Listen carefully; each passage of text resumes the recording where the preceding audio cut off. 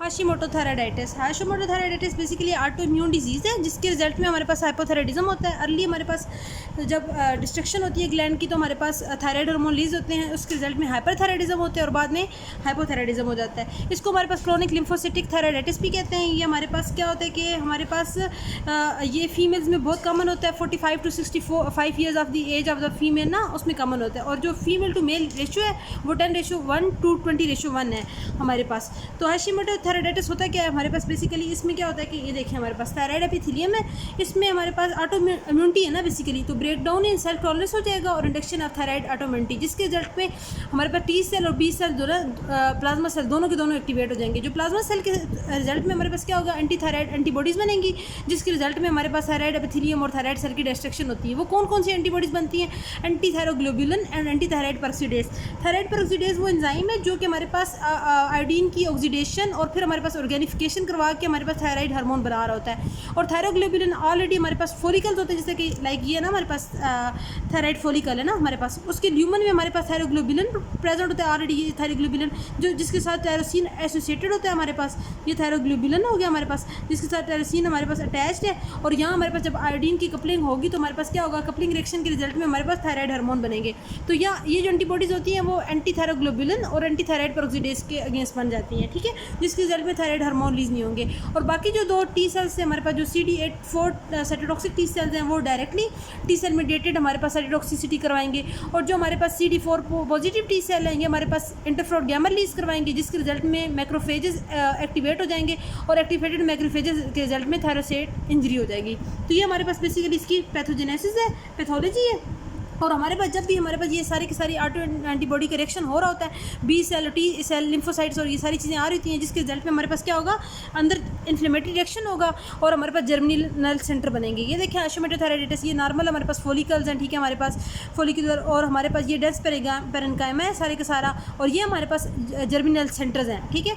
Germinal centre में वही lymphocyte, plasma cell और ये सारी चीज़ें होंगी। उसके अलावा ये जो सारे का सारा इसिनोफिलिक साइटोप्लाज्म है हमारे पास, जिनको ऑक्सीफेल सेल, होर्डल सेल्स कहते हैं, बहुत एबंडेंट है, ठीक है हमारे पास। और बाद में यही जो जितना भी थायराइड होता है ना, वो थायराइड फाइब्रोज कर जाता है हमारे पास, फाइब्रोब्लास्ट आते हैं तो हमारे पास फाइब्रोजिंग वेरिएंट्स भी इसके होते हैं। तो इसके रिजल्ट में क्या होगा, हाशिमोटो थायराइडाइटिस के रिजल्ट में हमारे पास जो नेक में जो ग्लैंड होगा वो हमारे पास पेनलेस, हमारे पास डिफ्यूज इनलार्जमेंट हो जाएगी हमारे पास। उसके अलावा ये क्या होगा कि हमारे पास इसमें अगर हमारे पास आयोडीन अपटेक करवाएंगे तो वो डिक्रीज आयोडीन अपटेक होती है। जो हमारे पास जब भी थायराइडाइटिस होगा तो हमारे पास डिक्रीज अपटेक होगी। अगर ग्रेव डिजीज़ होगी हमारे पास तो उसमें क्या होगा, diffuse increase uptake of iodine होगी।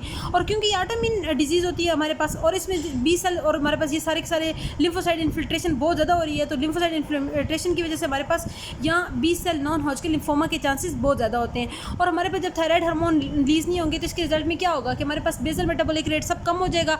तो जो हमारे पास हाइपोथायराइडिज्म के वही हमारे पास वेट गेन, हमारे पास कोल्ड इंटॉलरेंस, और इसके अलावा कोर्ट सेयर्स हो जाते हैं हमारे पास, कॉन्स्टिपेशन होती है हमारे पास, बाकी सारे ब्रेडिकार्डिया, ये सारे जो जितने साइन एंड सिम्टम हाइपोथायराइडिज्म के होते हैं ना वो इसमें बहुत ज़्यादा प्रीडोमिनेंट हो जाते हैं हमारे पास। तो ये सारी चीज़ें होती हैं। तो इसमें आपके पास जो T3 T4 का लेवल जब कम होता है तो हमारे पास क्या होता है, फीडबैक मतलब वो नहीं भेज रहा होता, तो हमारे पास TSH का लेवल इसमें इंक्रीज़ हो जाता है। तो इसकी ट्रीटमेंट में क्या होगा, क्योंकि हमारे पास थायराइड हार्मोन के लेवल कम है तो आप लीवोथायरोक्सिन दे सकते हैं, हमारे पास लीवोआइडोथायरोनिन वगैरह दे सकते हैं, और मोस्टली हमारे पास लीवोथायरोक्सिन ही दे रहे होते हैं। तो उसके रिजल्ट में ये हमारे पास कंडीशन करेक्ट हो जाती है। बाकी कुछ और भी हमारे पास थायराइडाइटिस होते हैं, कुछ हमारे पास सब एक्यूट ग्रेनुलोमैटस थायराइडाइटिस, जिसको डिक्वेरिवन थायराइडाइटिस भी कहते हैं। ये हमारे पास क्यों होता है, क्योंकि एक वायरल कंडीशन होती है, जैसे अपर रेस्पिरेटरी ट्रैक्ट इन्फेक्शन हो गया, उसके रिजल्ट में हमारे पास जो ये इनलार्जमेंट होती है ना इसमें थायराइड की, वो पेनफुल होगी। और ये हमारे पास कंपैरेटिवली हमारे पास थायराइड ये इसके हाशिमोटो थायराइडाइटिस की ये लेस एज ग्रुप में होती है, 30 to 50 years of the age में होती है, और ये भी हमारे पास अगेन वोमेन में कॉमन होती है, ठीक है। फिर हमारे पास इसमें क्या होता है कि हमारे पास नेक में पेन होगा, फीवर होगा साथ में, क्योंकि हमारे पास इन्फेक्शन होगा ना, मलेज होगा हमारे पास, ल्यूकोसाइड और हमारे पास काउंट और इथ्रोसाइड सेडिमेंटेशन रेट वो भी इंक्रीज़ होगा। और ये हमारे पास अगर हम इन्फेक्शन को ट्रीट करेंगे ना तो ये कंडीशन भी खुद ही मतलब ठीक हो जाएगी, जिसके रिजल्ट में 6 to 8 वीक्स के अंदर यूथराइड की कंडीशन दोबारा हो जाएगी। और जो सब एक्यूट लिम्फोसाइटिक थायराइडाइटिस है, ये हमारे पास जो प्रेगनेंसी होती है उसमें हमारे पास जो है ना थायरोग्लोबुलिन एंटीबॉडीज ज़्यादा होती हैं, जिसके रिजल्ट में T4 वगैरह ज़्यादा होता है। लेकिन जब पोस्टमार्टम थायराइडाइटिस होता है जिसके रिजल्ट में थायरोग्लोबुलिन कम होंगी और हमारे पास वो होगा, क्या होगा कि हमारे पास थायराइड हार्मोन कम होंगे, तो ये भी हमारे पास सब एक्यूट लिम्फोसाइटिक थायराइडाइटिस है। इसमें भी सारी की सारी जो मतलब सिनेरियो होगा वो सारे के सारा वो हाशिमोटो थायराइडाइटिस की तरह होगा, लेकिन ये होगा कि एक्यूट केस है और वो हमारे पास क्रोनिक लिम्फोसाइटिक थायराइडाइटिस था। इसमें भी लिम्फोसाइट्स अगेन आते हैं। रिडल थायराइडाइटिस में क्या होता है, हमारे पास फाइब्रोसिस हो जाती है पूरे थायराइड ग्लैंड की और वो बहुत हमारे पास हार्ड रॉक टाइप का स्ट्रक्चर बन जाता है। तो यह हमारे पास थायराइडाइटिस के जितने भी टॉपिक थे वो मैंने मतलब क्लियर कर दिए हैं। Thank you.